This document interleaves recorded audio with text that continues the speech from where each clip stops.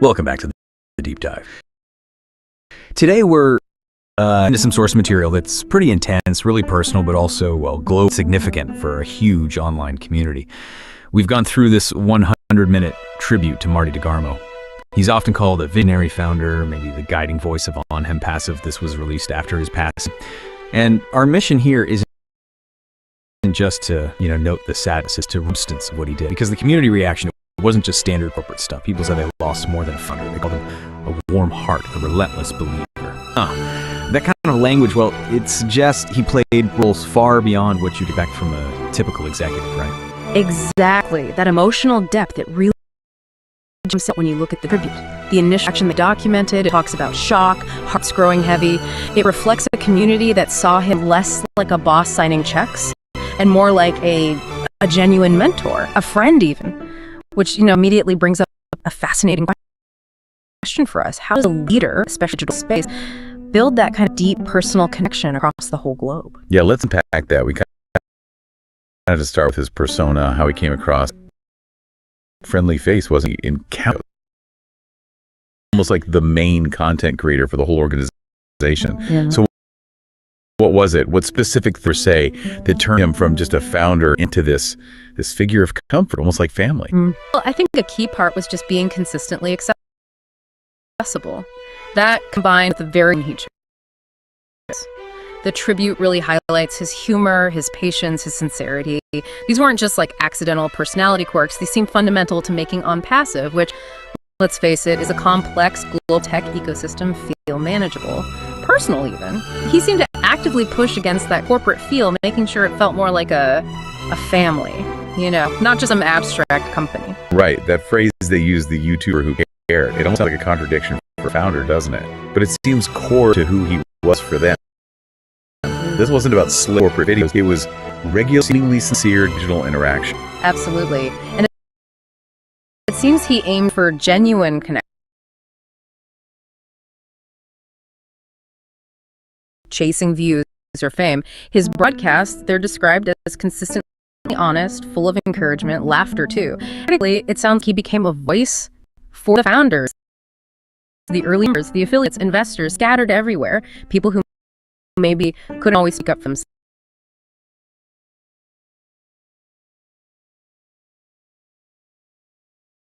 themselves, giving them that voice, powerful form of leadership. Really interesting, though, this idea of digital friendship. The source material explicitly says many founders thought of him as their personal friend, even if they'd never actually met him face to face. How do you even achieve that level of intimacy just through a screen? And what does it mean for leading a huge organization built on that kind of emotional bedrock? Well, it implies a huge investment in what you might call emotional labor. He wasn't just relaying updates, he was fulfilling a really vital psychological need for that community. He was the brother figure, the mentor, the one who apparently listened when people had doubts, boosted morale when things felt. When you're dealing with cutting-edge tech, new business models, there's always uncertainty. His role seems to have been providing that emotional anchor, prioritizing fairness, being transparent, keeping that community feel strong, even of just the raw technical numbers. Sometimes that makes sense. But that strong community feeling, it still needed some solid technical clarity behind it, right? Which kind of leads us into section 2, his professional role. Because DeGarmo clearly wasn't just a figurehead.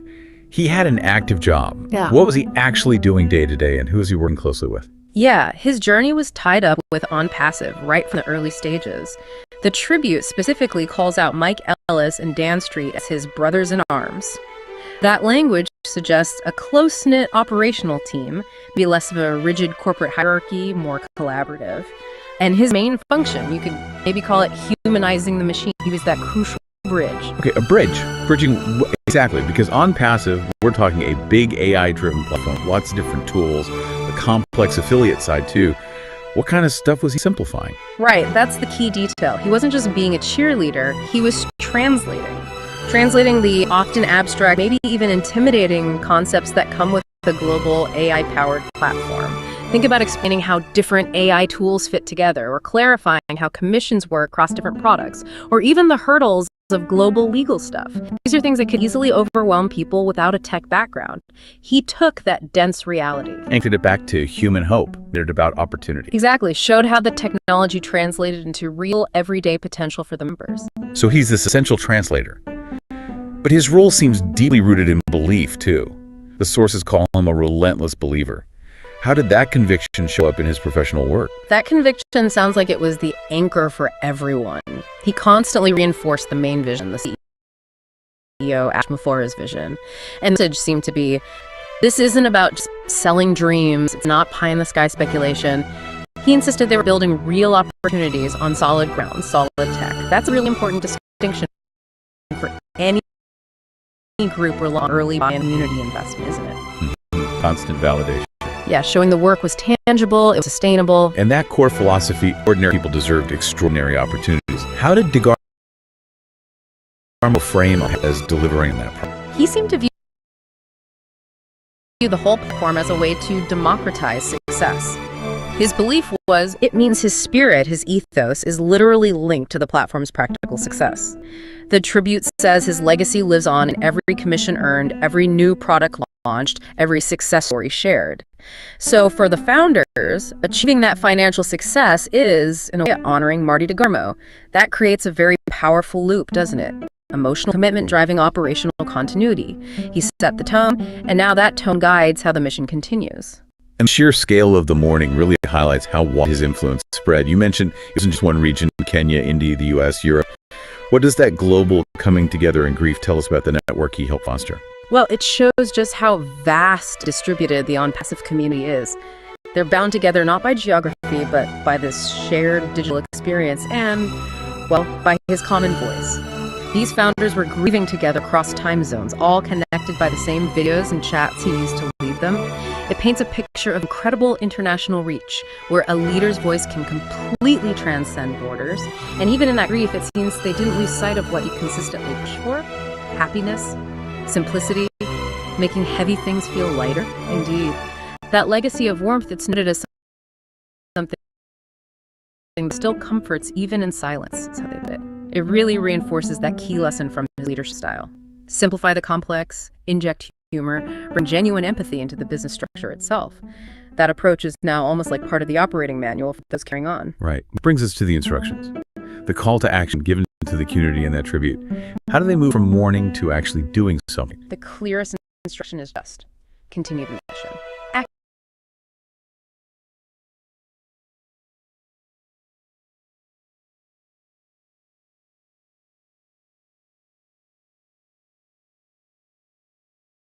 Fueled by belief instilled in them. And the assurance given is that quite literally live on, embedded in the digital platform itself. In every meeting replay,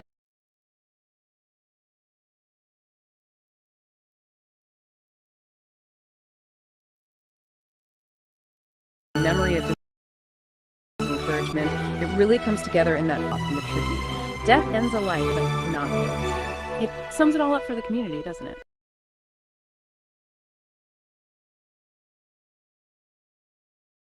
Absolutely. When you pull it all together, Marty DeGarmo emerges as this unique blend. A business founder who simultaneously kept up this persona of a family and father and a really sincere champion for the adversity. His work essentially ensured that his core beliefs, his good works, are now structurally baked into the ongoing success and the emotional glue of the whole community he helped build. That perspective really clarifies it. His impact was both deeply human, structurally vital. And that idea of an enduring presence raises a pretty big question for you, the listener, to think about. If his presence is now talked about as eternal, if his voice will... Welcome back to the Deep Dive. Today we're digging into some source material that's pretty intense, really personal, but also, well, globally significant for a huge online community. We've gone through this 100-minute tribute to Marty DeGarmo. He's often called a visionary founder, maybe the guiding voice of ONPASSIVE. This was released after his passing. And our mission here isn't just to, note the sadness. It's to really try and figure out the substance of what he did. Because the community reaction, it wasn't just standard corporate stuff. People said they lost more than a founder. They called him a warm heart, relentless believer. No, That kind of language, well, it suggests he played roles far beyond what you'd expect from a typical executive, right? Exactly. That emotional depth, it really jumps out when you look at the tribute. The initial reaction they documented, it talks about shock, hearts growing heavy. It reflects a community that saw him less like a boss signing checks and more like a genuine mentor, a friend even. Which, immediately brings up a fascinating question for us. How, especially in a digital space, build that kind of deep personal connection across the whole globe? Yeah, let's unpack that. We kind of just start with his persona, how he came across. He was that friendly face, wasn't he, in countless videos, almost like the main content creator for the whole organization. Yeah. So what was it? What specific things did he do or say that turned him from just a founder into a figure of comfort, almost like family? Well, I think a key part is just consistently accessible. That combined with a very deliberate tone. The tribute really highlights his humor, his patience,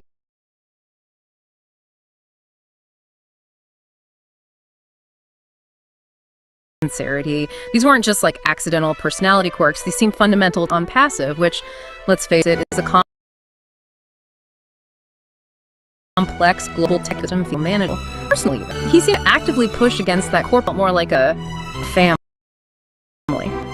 just some abstract company. Right. That phrase they use, the YouTuber who cared, it almost sounds like a contradiction for a founder, doesn't it? But it seems core to who he was for them. This wasn't about slick corporate videos. It was regular, seemingly sincere digital interaction. Absolutely. And he aimed for genuine, not just, chasing views. His vibe is consistently honest, full of encouragement, laughter too. And critically, it sounds like he became a voice for the founders, the early members, the affiliates, and investors scattered everywhere. People who maybe couldn't wake up for that representation. That's a really powerful form of leadership. Okay, this is where it gets really interesting, though, this idea of digital friendship. The source material explicitly says many founders thought of him as their personal friend, even if they met him face to face. How do you even achieve that level of trust, that intimacy? And what does it mean for leading a huge organization built on that kind of emotional bedrock? Well, it implies a huge investment in what you might call emotional labor. Healing updates. He was fulfilling a really vital psychological need for that community. He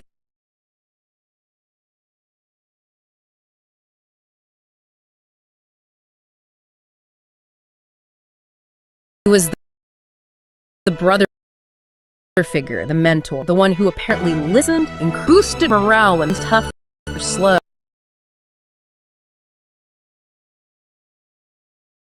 And you have to remember, when you're dealing with cutting-edge tech new business,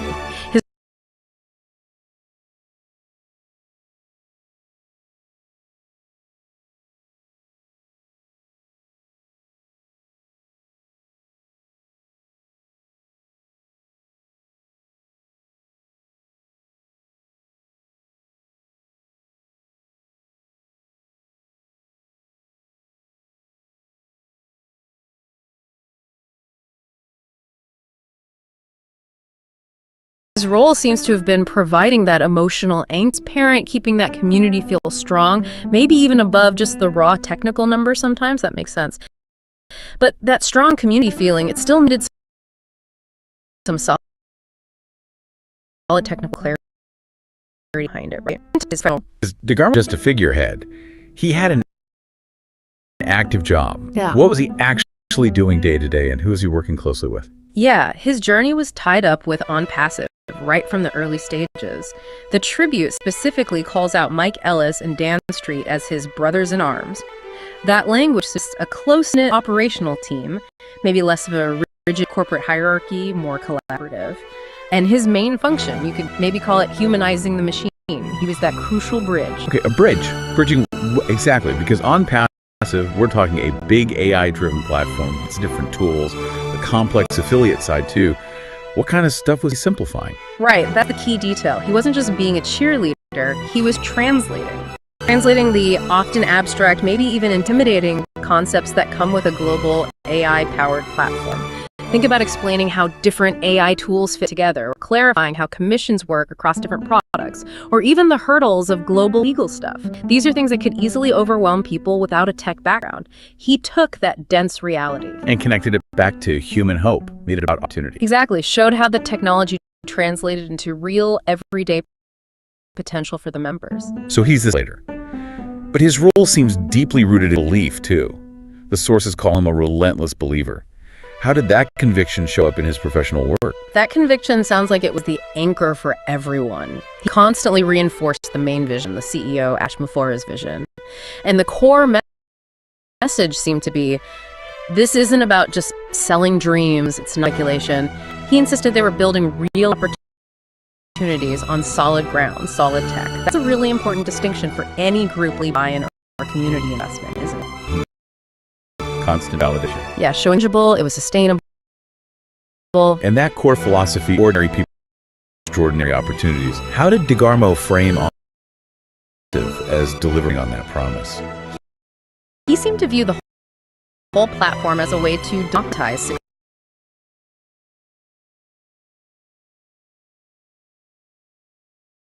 success.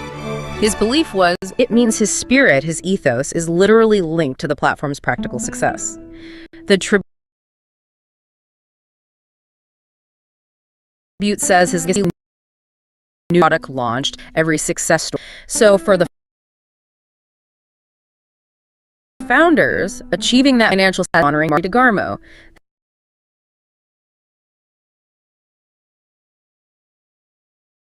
that creates a very powerful loop, doesn't it? Emotional, operational continuity. He set the tone, and now that tone guides how the mission continues. And the sheer scale of the meeting really highlights how wide his mention. It wasn't just one region, Kenya, India, the US, Europe. What does that global coming together and grief tell us about the network he helped foster? Well, it shows just how vast and distributed the ONPASSIVE community is. They're bound together by geography, but by this shared digital and, well, this common voice. These founders were grieving together across time zones, all connected by the same videos and chats he used to lead them. It paints a picture of incredible international reach, where a leader's voice can completely transcend borders. And even in that grief, it seems they didn't lose happiness, simplicity, making heavy things feel lighter. Indeed, that legacy of warmth that's noted as something that persists, echoes of a familiar voice that still comforts even in silence, that's how they put it. It really reinforces that key lesson from his leadership. Simplify the complex, inject humor, bring genuine empathy into the business itself. That approach is now almost like part of the operating manual for those carrying on. Right, which brings us to the instructions. The call to action given to the community in that tribute. How do they move from mourning to actually doing something? The clearest instruction is just continue the mission actively. What they can give him, according to the tribute, is to live that dream he talked about, financial freedom, happiness for millions. They're basically tasked with carrying that torch, fueled by the belief he instilled in them. And the assurance given is that his presence will quite literally live on, embedded in the digital platform itself. In every meeting replay, every YouTube video they watch again, every memory of his encouragement, it really comes together in that final powerful thought from the tribute. Death ends a life, but not. It sums it all up for the community, doesn't it? Absolutely. When you pull it all together, Marty DeGarmo emerges as this unique blend, a business founder who simultaneously kept up his persona of a family man, husband, father, and a really sincere champion for the everyday person. His work essentially ensured that his core beliefs, his good works, are now structurally baked into the ongoing success and the emotional glue of the whole community he helped build. That perspective really clarifies it. His impact was both deeply human and structurally vital. And that idea of an enduring presence raises a pretty big question for you, the listener, to think about. If his presence is now talked about as eternal, if his voice will live on in this huge digital network he helped build, what did it actually take? What does it take for a digital presence, just a voice, a face on a screen, to genuinely transcend a person's life and become a permanent, operational, and inspirational part of community's identity? It's a powerful thought, especially about where leadership might be heading. Something to mull over. We'll leave you with that. Thanks for joining us for the deep dive. Into the life and, well, the legacy of Marty DeGarmo, a key figure, really a foundational voice within the whole ONPASSIVE community. Yeah, and it's an emotional piece, isn't it? Even just starting. Oh, absolutely. The feeling hits you right away. The tribute actually opens. It labels the initial reaction as the shock of loss. And it's crystal clear, isn't it? This wasn't just, losing a business partner or someone high up in the company. No, not at all. The language they use. Yeah. It frames it as much deeper. Exactly. It's described as losing a guiding voice, a warm heart, and someone who was just this relentless believer in Ash Mufareh's vision. That core vision. Yeah. So for you listening, if you're already kind of familiar with ONPASSIVE, you probably grasp how huge this ecosystem is. And you'll likely understand the vital role DeGarmo played. He was that human element. The face. Yes, the face. Always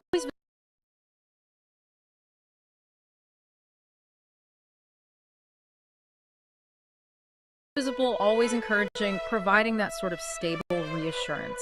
Especially, like you see a lot across digital platforms. YouTube comes up. And that's where we need to maybe frame our analysis today. Okay. Because before we even get into the specifics of the tribute, we need to understand the context, right?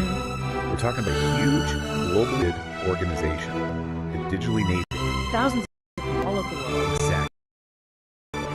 And in that kind of, people are relying on, well, mostly asynchronization. They rarely meet face to face. So that public voice, that consistent presence of a founder, the person you see on your screen regularly, that voice becomes almost the embodiment of the organization's trustworthiness, its stability, its integrity. It carries a lot of weight. A huge amount of weight. So this deep dive is really our attempt to kind of analyze how that unique form of digital leadership actually worked. Precisely.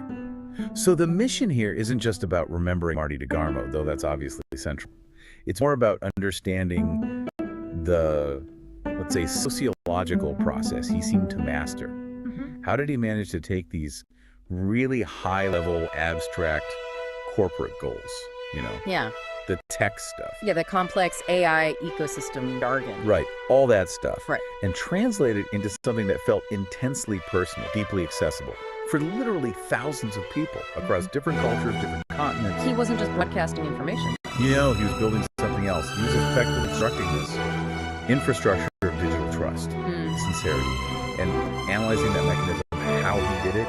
That's really key to understanding his legacy, I think. Absolutely. That makes perfect sense. So let's dig into that mechanism then. Focusing first on how he really shaped the public face, the understanding, the accessibility of ONPASSIVE. The source really paints him as this architect of accessibility. That's a good way to put it. The tribute maps out his journey, and it confirms he was involved right from the very beginning of ONPASSIVE. Not a later addition. No, not at all. Woven into the fabric from day one. But the source material is also quick to point out that the leadership wasn't just him, it was collaborative. Right, they mentioned others. Yeah, they talk about his brothers in arms, specifically naming Mike Ellis and Dan Street. So it highlights this collaborative approach. And what's interesting there, looking at that structure, is you can almost see sort of division of communication labor, can't you? How do you mean? Well, while others might have been focusing on, say, the high-level strategy or the logistics or maybe more formal presentations, Marty seemed to have this very specific, specialized skill set. The source really emphasizes his role as the friendly face. The approach. Exactly, one who is exceptionally good at explaining difficult concepts in simple ways. And look, that's not just a nice-to-have skill. In an environment built around cutting-edge, complex tech, it's a strategic necessity. Making the complex understandable. Yeah, think about it. You're rolling out this massive AI ecosystem that involves all sorts of terms that could easily just, make the average person's eyes glaze over. Back-end architecture, scalable data. Yeah, right. API integrations, all that. Marty's role, as described, was taking that potentially cold technical reality and translating it into a warm, practical benefit for the user. He wasn't just giving updates. He was converting complexity into confidence. Nails that function, I think, when it describes his role as bridging technology and human hope. That's a powerful phrase. Isn't it? It shows his output wasn't just informational, it was aspirational. He took the kind of nuts and bolts of building this platform and managed to infuse every update with this genuine excitement, this belief in the future potential. That's what helped founders grasp the why, not just the how. And the really critical outcome of doing it that way, as the source points out, is how it shaped the whole culture of ONPASSIVE. They describe it using words like humor, patience, unwavering sincerity. That constant vibe made ONPASSIVE feel more a family rather than a game. Oh, right. The family aspect. And that distinction, sociologically speaking, is huge. Because when people's loyalty is rooted in that kind of relational connection, that affinity, they tend to be more patient with timelines, right? To trust information might be a bit ambiguous sometimes, and they feel a much deeper sense of belonging than if it was just, say, a purely contractual or transactional relationship. That makes sense. Feeling of connection, that relational affinity. It seems like it was mostly built through his work as a content creator. It seems that way, yes. The source actually calls him the YouTuber who cared, which is quite a title, isn't it? It really is. And telling. It foregrounds his connection strategy over his corporate title. I mean, yes, he was a founder, obviously.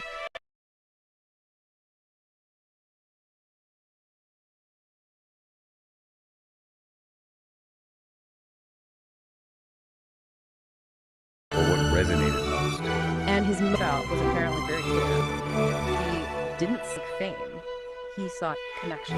Okay, and that's crucial if we're analyzing his content strategy. If connection is the goal, then the methods you use are different. They say we're filled with laughter, encouragement, and honesty. That level, it immediately him apart from the usual polished corporate comms. Oh, absolutely. Yeah. In this digital age where everyone's naturally a bit skeptical online, that kind of transparency, that honesty, that's the real currency. That's how to build trust. He was consistent too. Yes, he built that trust through consistency, through sheer frequency, showing up reliably. People had celebrating the wins, but also, and this is really important, own Being real about the bumps in the road. exactly. For this huge, just hanging on every digital update, that honesty about both progress and roadblocks.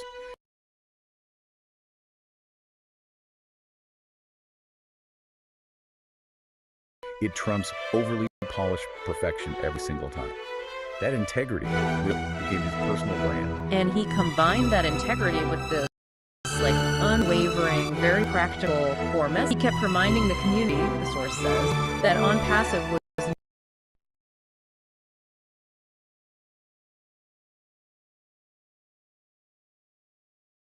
not dreams, but about building real Grounded. Yeah, a grounded vision, infectious enthusiasm we talked about. It must have anchored people's expectations in, actual achievement, rather than just letting them drift onto hype. And that integrity, it seems, it also extended to how he acted almost like an ambassador for the community members themselves. What do you mean? Well, the tribute says he left an indelible mark on digital spaces, not just through his own voice, but because he was actively giving voice to countless founders who couldn't always speak for themselves. Ah, okay, so he was reflecting their concerns back. Precisely.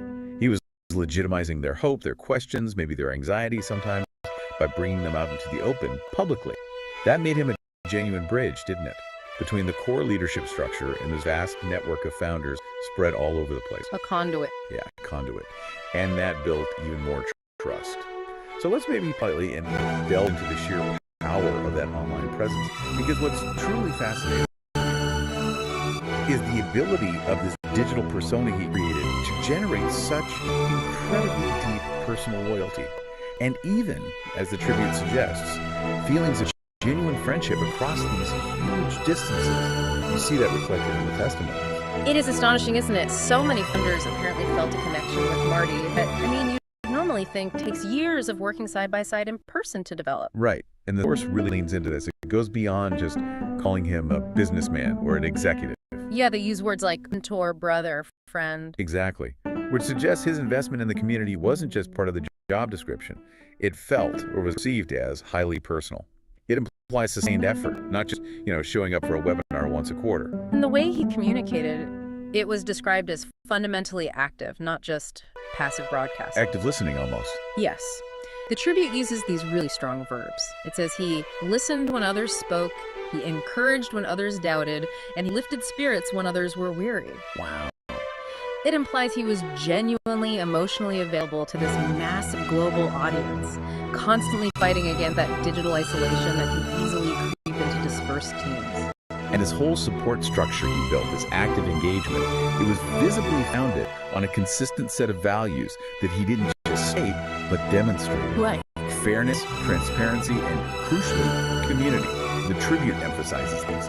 And the point is, these weren't just abstract concepts written down somewhere. They felt like the actual rules of engagement for how he interacted online. Okay, but this is where it gets maybe a bit complex, right? How so? Well, we need to probably apply a layer of critical thinking here, don't we? Yeah. Especially about this blurring of lines between being a corporate leader and being a friend.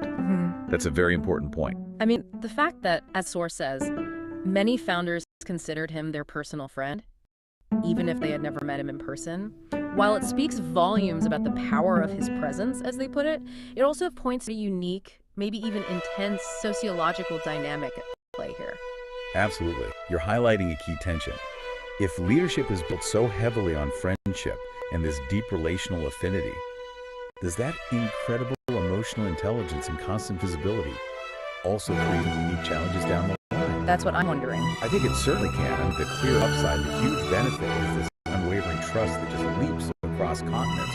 That's powerful. Definitely. But the potential downside in a model like this is that sometimes that deep loyalty, that feeling of friendship, it can potentially override necessary scrutiny or critical questioning. Okay. It might be harder to question someone who's... Psychologically, yes.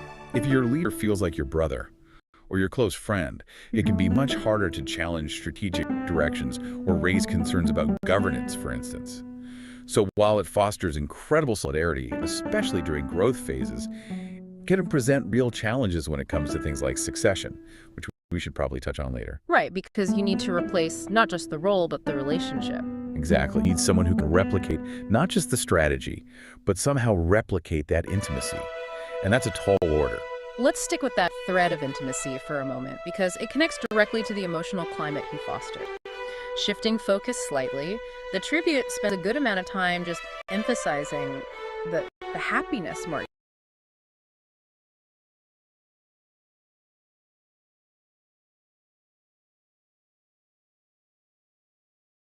We cannot forget the happiness Marty. Happiness wasn't just like a nice side effect of his leadership. It was almost an essential tool of his leadership. A deliberate part of the culture. Yeah. His gift is described as making complex stuff simple. We talked about that. But maybe even more importantly, making heavy days lighter. The emotion you called it earlier. Yeah. In the often stressful, volatile world of building something big, he somehow provided both clarity and stress relief at the same time. And underestimate the role of humor in all this. The laughter and jokes. Exactly. They're described now as these echoes of a familiar voice that still comforts, even in silence. Humor, especially that reliable, maybe sometimes kind, it's actually a very efficient communication tool. How so? It breaks tension instantly. It reinforces that feeling of being in it together, that group identity. By using it consistently, he created this sort of psychological safety net for the community.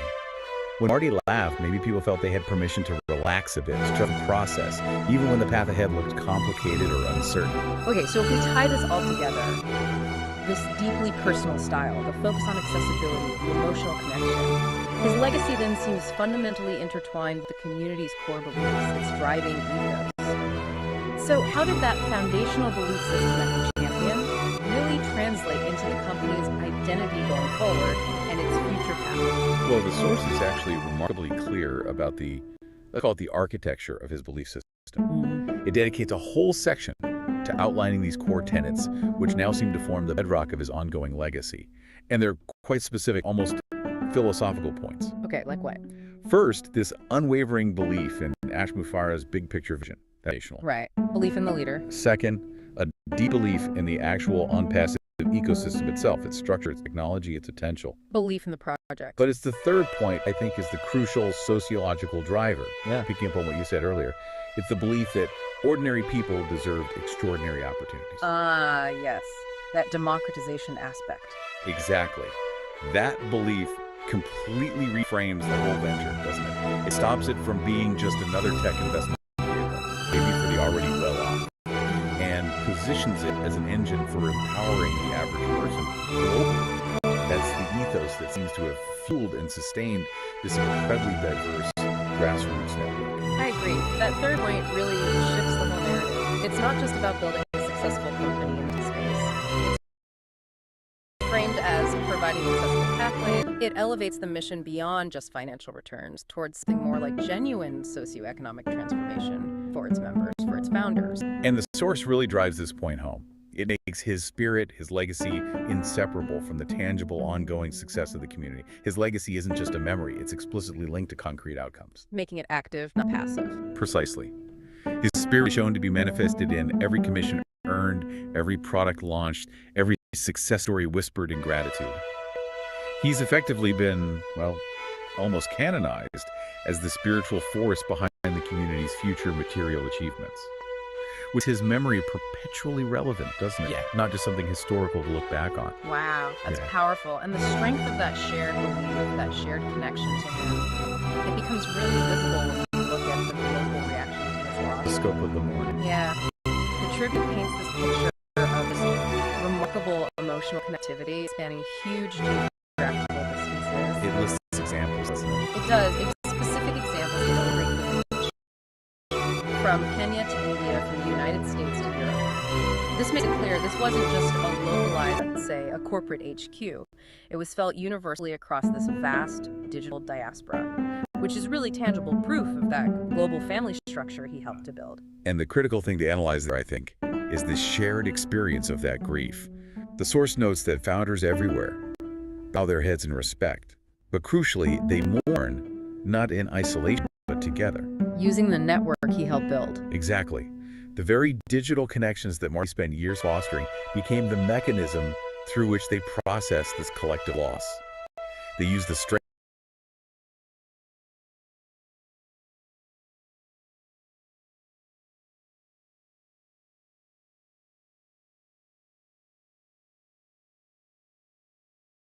body. That's quite an image.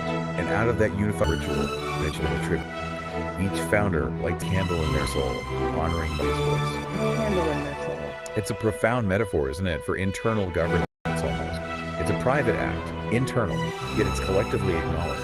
It reinforces the idea that the community's collective heart, although broken by the loss, is still somehow beating in unison, guided by the moral compass he established. Okay, so we have this family, yet globally dispersed, facing the loss of its most consistent, reassuring human voice. Which brings back to that critical question for the organization, the question of succession. How do they move forward, transition from that intense grief into action? And the final part you seem to tackle exactly that. They focus very clearly on carrying the torch forward. Right. Identifying the greatest honor that can now is simply to continue the mission. And that position from emotional paralysis, perhaps, to renewed organizational momentum. That's vital for the long-term survival of any venture so closely tied to its founder. It's about channeling the emotion into purpose, precisely. It represents a very deliberate, strategic decision to essentially operationalize his memory. The community explicitly urged, the source says, to live the dream he spoke of. And there's this affirmation that in doing so, we keep him alive in spirit. So the memory of Marty DeGarmo was transformed from being just a static memorial into becoming a kinetic mandate for future action. He becomes the yardstick. The measure for future decisions. Yes, a moral yardstick for everything to do going forward. It's a classic example, really, of successful philosophical governance after a founder's departure. The lead behind an ideology, a belief system that's strong enough to serve as a continuing guide, a model for governance. And the final farewell forces that endurance. It does. It says, though the life ends, the legacy doesn't. His voice, his presence. They're described as being eternal, present in every future ONPASSIVE meeting, audible in every YouTube replay. He's become a reference point, the benchmark against which sincerity of all subsequent actions will likely be measured by the community itself. So wrapping this up, what does this all really mean for you, the listener, especially if you're interested in digital community leadership, massive online ecosystems function? Well, taking this deep dive into one individual, Marty, managed to successfully blend a corporate structure, this big, complex AI company, with really deep, personal model. A rare combination at that scale. Truly. His impact wasn't really built on positional authority, was it? It was built on sincerity, on making complexity feel accessible, and on proactively nurturing this genuine global sense of family. His core identity, as the tribute celebrates it in those closing condolences, was so much more than just founder. Right. The quote was, More than a founder, you were a family man, a friend, a believer, and a dreamer. It was that whole rounded identity that seems to have made the loss so deeply felt and the legacy potentially so enduring. And this whole case study, it really surfaces a vital question, doesn't it? For any organization, especially those built primarily on digital connection and that kind of personal assurance leadership, how does a globally dispersed, digitally native community actually handle leadership succession? How do they maintain that unified, emotionally resonant identity when the most reassuring human voice, the one that set the temperature, suddenly departs? It's a huge challenge. How do you replicate that feeling? You probably can't replicate the person. The analysis of this trip suggests the answer might lie in the collective response. So maybe the final provocative thought for you to listen to this consider how that collective shared commitment to carrying the shared loss. It turns it into this reinforced operational commitment to the original vision, by making the collective effort itself the living manifestation of the founder's spirit. In a way, the community itself becomes the living monument, eternally echoing his voice, not just to roll videos, but through the continuous collective doing of what he believed in.